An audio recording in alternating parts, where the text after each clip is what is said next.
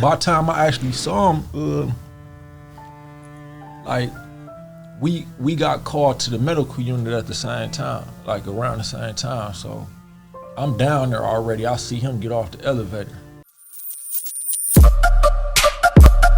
Yeah, we on Boss Talk 101. Yeah, we gonna talk.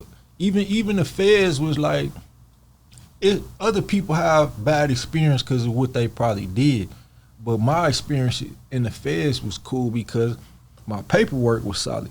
Yeah. And then people seeing me study the law every day, like actually fighting my case. Yeah. Not depending on lawyers, helping other people. Like, bro, That's dope. This might not apply to my case, but this sound like it apply to your shit, don't Wow. it? So, you know what I mean? So I was cool with everybody, like all the gang leaders or.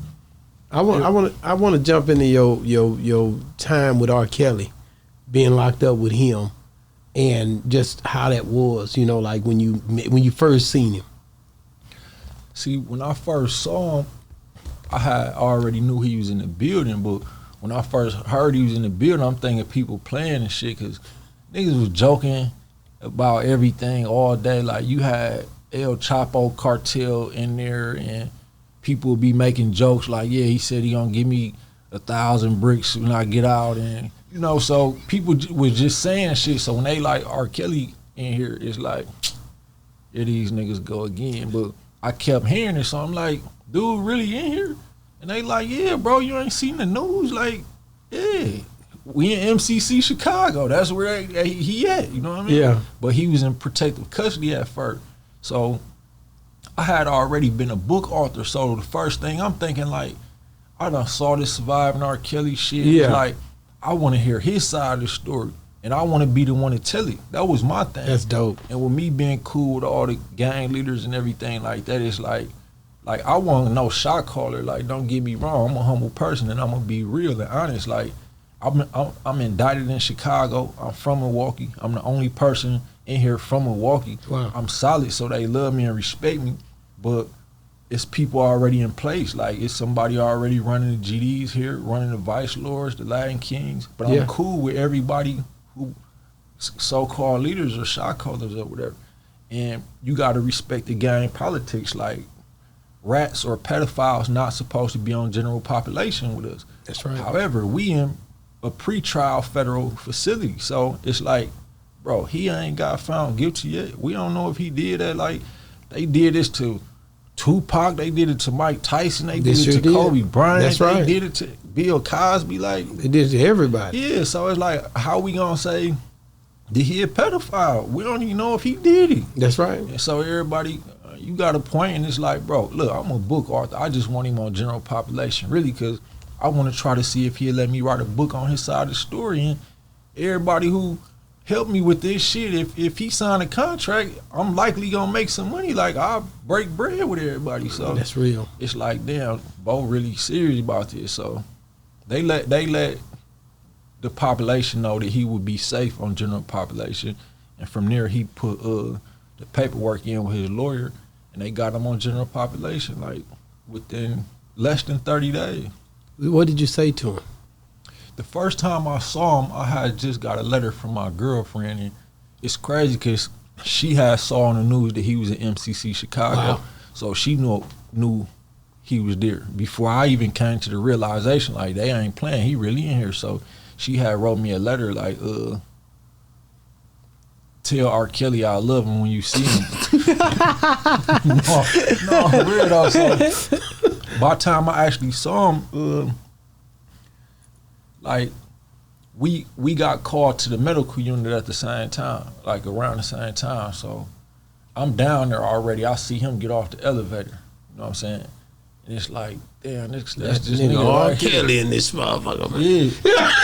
Like, damn, man, that's him. That's him. No, but yeah, but it's like the first thing I thought about was with, shout out to Kayla, what she said. So that's the first thing I said. I'm like, bro, my girl wrote me the other day and said, tell you she love you when I see you, bro. Wow. So he got to laughing like, bro, tell her I love her too. And then it's like, you know who I am, right? Like, I'm basically one of the guys who orchestrated you to be on general population. And then it like, oh, That's yeah. when it clicked. Yeah, so we was cool from that point, but we went on the same. unit yet. He was on unit 19 at the time, and I was on unit 15. So did you, after that, did you, I know you didn't get to write your book about him, did you? Or no, I did, but not to the standard extent that you wanted to. Didn't have enough time? I wanted to base the book on him. Okay. And his story. So, yes, I put out books since then where I tell the stories that I'm able to tell. Mm-hmm. But it wasn't the extent that you wanted. Did you wanted a deeper extent? Yeah, like some things like I learned too.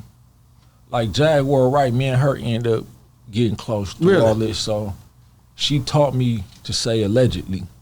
Of course. So yeah, so I learned that. But it's a lot of things that me and him talked about that I haven't spoke about on the podcast yet or haven't wrote about yet.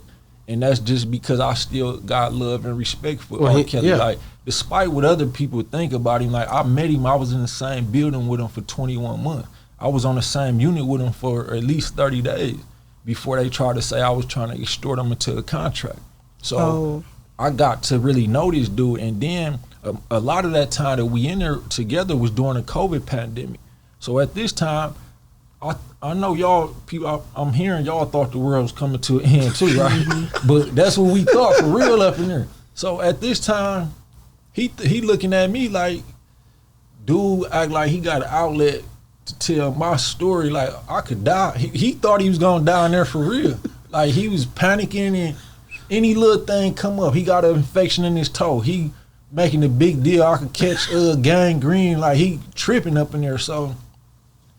Like, it got to the point, like, inmates got so, like, compassionate with each other because it's like, damn, they cut us off from the world. None of us could call our girlfriend, our mama. Yeah, it was like nobody. That. It was we can't like even that. call our lawyer. And then sometimes they want to feed us in there, like, so we thinking, like, damn, they miss a meal? Like, this is getting crazy. It's getting real crazy. So it's like we started bonding. That made us bond together, not just me and Kells, but all the inmates unified. Like, bro, we got to stick together through this. Like, you might die today. He might die. You know what I'm saying? Like, we got to, and they don't care, obviously. So, and R. Kelly was tripping. I know he was tripping. Did you have a lot of people dying in there from COVID? Yeah.